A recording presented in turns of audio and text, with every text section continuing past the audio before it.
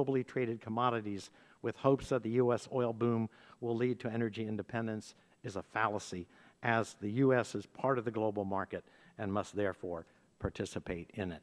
Lifting the ban will generate paramount foreign policy benefits. It will increase U.S. GDP, and Brookings did a major study on this issue that's on our website if anyone cares to look at it, and it will reduce unemployment, all of which will be foregone if the ban remains in place. Thank you, Mr. Chairman. Thank you. And our next witness is Deborah Gordon, who's the director at the Carnegie Endowment for International Peace, and you're recognized for 5 minutes. Subcommittee Chairman Whitfield, Ranking Member Rush, distinguished members of the subcommittee, thank you for the opportunity to testify today about EPCA in an era of oil transition. In my remarks, I will discuss 3 key points. First, the need to understand the changing conditions influencing today's crude oil market. Second, the need for better information about the makeup and specifications of U.S. oils. And lastly, the need to deal with the environmental consequences from an unconditional lifting of the oil export ban. I explore these issues in greater detail in my written testimony, which I've submitted for the record.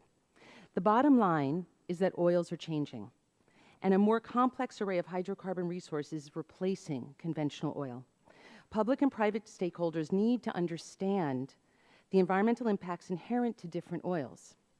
The best way to position America for success amid energy abundance is to generate information necessary to make wise decisions among many oil options. The truth is, we know precious little about these new resources. The nation needs reliable, consistent, detailed, open-source data about composition and operational elements of U.S. oils. Significant information gaps have accompanied the nation's increased oil production.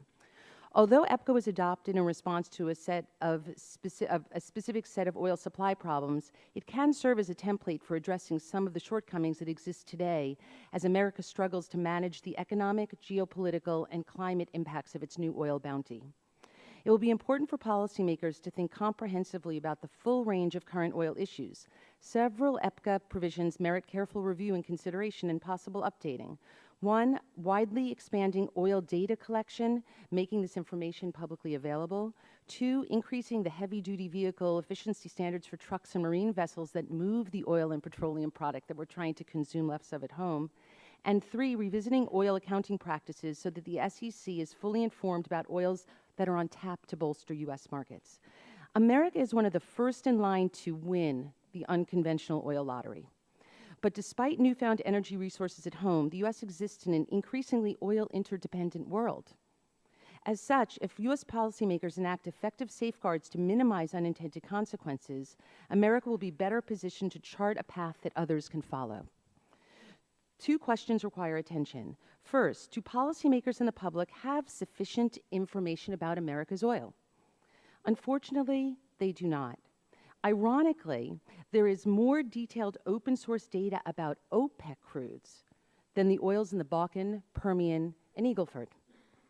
In seeking to obtain and verify these needed oil data, we have encountered several obstacles, from data inconsistencies to withheld data to government limitations on expanding oil reporting. I'd be happy to elaborate on any of these issues. The overarching concern, however, is that oil markets cannot function efficiently without transparent, high-quality information. Question 2, what are the environmental risks these new oils pose? The Carnegie Endowment is developing an oil climate index that compares global oils with one another in terms of total greenhouse gas impacts.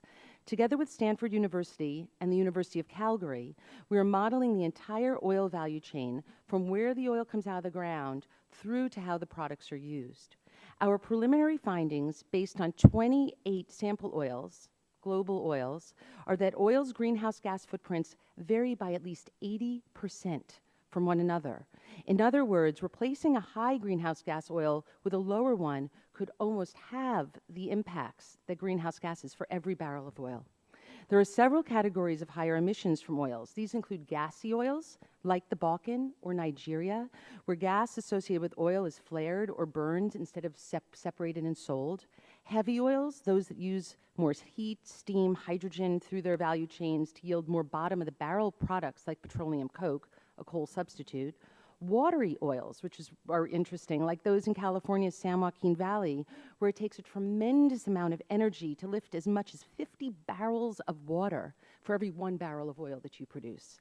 And extreme oils, like those in the Gulf of Mexico that are miles below the surface, or those in the boreal peat bogs in Alberta where carbon is naturally sequestered. As one of the world's fastest growing oil producers, the U.S. has the opportunity and the responsibility to be a global leader in the energy sector.